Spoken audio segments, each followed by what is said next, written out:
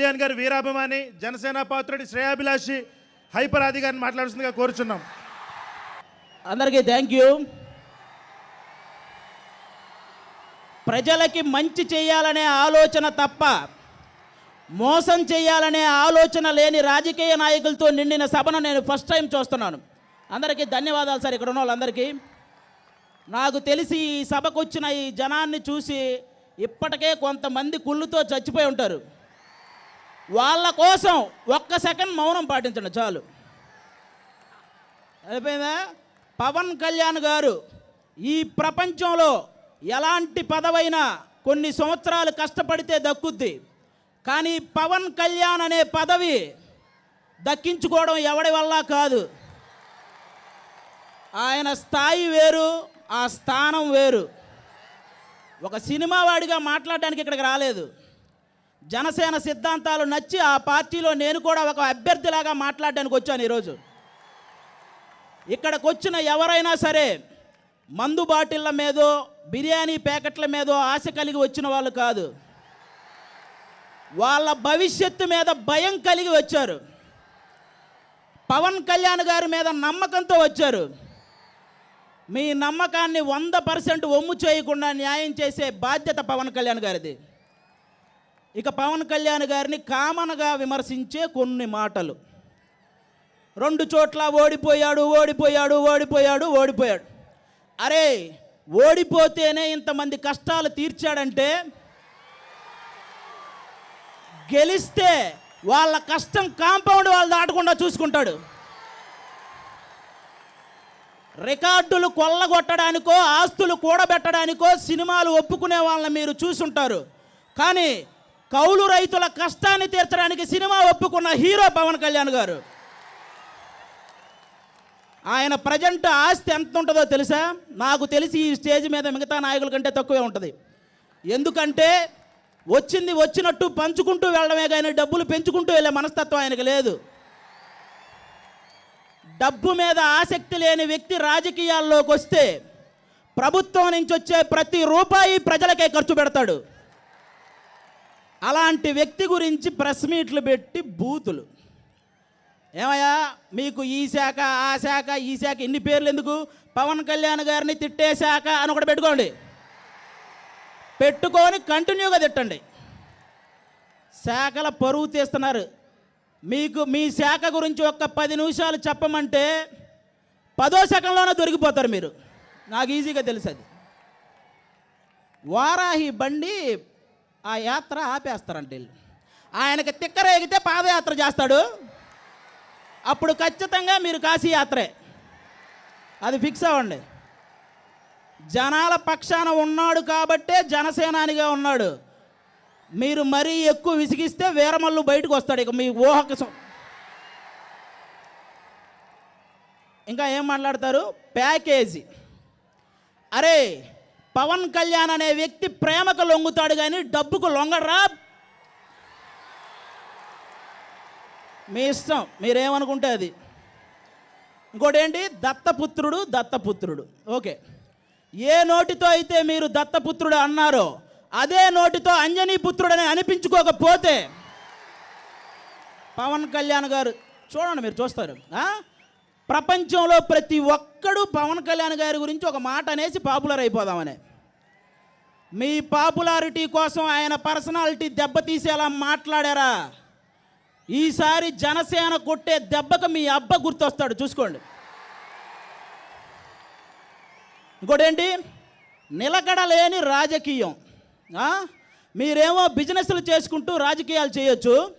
ఏ బిజినెస్లు లేని ఆయన సినిమాలు చేసుకుంటూ రాజకీయాలు చేయకూడదా? ఎవరిది నిలకడలేని రాజకీయం?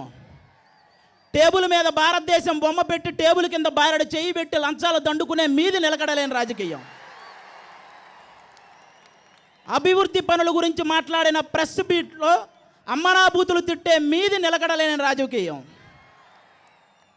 అసలు 151 మంది ఒక్కడి ముందు ఆ నిజాయితీని తట్టుకోలేక భయపడడం రాజకీయం కాదు, తెలుసుకోండి. అందుకే చెప్తున్నా, పవన్ కళ్యాణ్ గారిది నిలకడలేని రాజకీయం కాదు, నికార్సైన రాజకీయం. ఇప్పుడు చెప్తున్నా. ఇంకా అంటారు ఎందుకు జనసేనలో ఏంటి అంత కోపం వస్తుంది ఏమన్నంటే రాదా? మీ ఇంటికి ఆయన పెళ్ళికి వస్తే మీకు గౌరవంగా ఉంటుంది అనుకునే మీరు ఆయన గౌరవానికి భంగం కలిగించేలా మాట్లాడితే కోపం రాదా? ఆయనతో ఒక్క ఫోటో దిగితే చాలని డోరు దగ్గర నిలబడి లేదు ఆయనే నాతో ఫోటో దిగాడంటే కోపం రాదా? ఆయన హెలికాప్టర్ ఎక్కి వెళ్ళే లోపు ఆయన పక్కన ఏదో ఒక మూల నుంచుంటే పేపర్లో మన ఫోజు కూడా పడిద్దని ఆయన ముందే ఫోజు కొడితే కోపం రాదా? వస్తుంది. ఎస్, ఓటు హక్కు ఉన్న ప్రతి ఒక్కడికి ప్రశ్నించే హక్కు ఉంది. గెలిచిన ప్రతి నాయకుడికి సమాధానం చెప్పాల్సిన అవసరం ఉంది. అలా కాదు నేను గెలిచాను ఎక్కేస్తా తొక్కేస్తా అంటే ఇదిగో ఇలా మనసులో ఉన్నవన్నీ కక్కేస్తా. 2024లో గాజు గ్లాసు మీద నొక్కేస్తా. మీ ఇష్టం. అప్పుడు ఇంకోటి కులపిచ్చి. ఆయన ఒక కులాన్ని వెనకుండి నడిపే వ్యక్తి కాదు, అన్ని కులాలని ముందుండి నడిపించాలనుకునే వ్యక్తి. నన్ను కన్న నా తల్లి మీద ఒట్టేసి చెప్తున్నా, అలాంటి నిజాయితీ గల నిస్వార్థం కల నీతివంతుడైన రాజకీయ నాయకుడిని మళ్ళీ మీరు చూడలేరు. నన్ను కన్న నా కన్న తల్లి మీద ఒట్టు. నేను దగ్గరగా చూశాను. కులపిచ్చి నాకు తెలిసి ఈ ఏరియా వాళ్ళకే కులపిచ్చి లేదనుకుంటా. ఎందుకంటే ఇందాక ఎవరినో మీది ఏ కులం అంటే శ్రీకాకుళం అన్నారు. చాలు, మీ దగ్గరైనా ఆ కులపిచ్చి లేదు.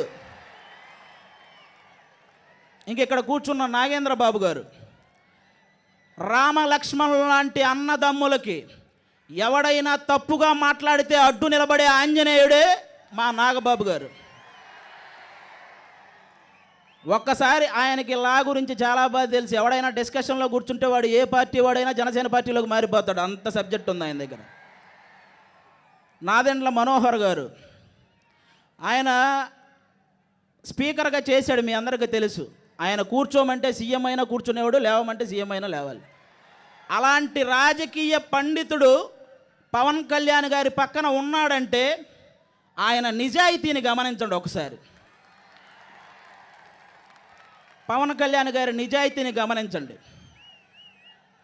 ఇక కార్యకర్తలు, వైసీపీ కార్యకర్తలైనా టీడీపీ కార్యకర్తలైనా జనసేన కార్యకర్తలైనా మీరందరూ కూడా మీరు గొడవ పడకండి నాయకుల గురించి. ఎందుకంటే రేపొద్దున మీకు ఏదైనా అయితే ఒక ఓటు పోయిందని బాధపడే నీచమైన రాజకీయం కంటే ఒక ప్రాణం పోయిందని బాధపడే పవన్ కళ్యాణ్ గారు లాంటి రాజకీయాన్ని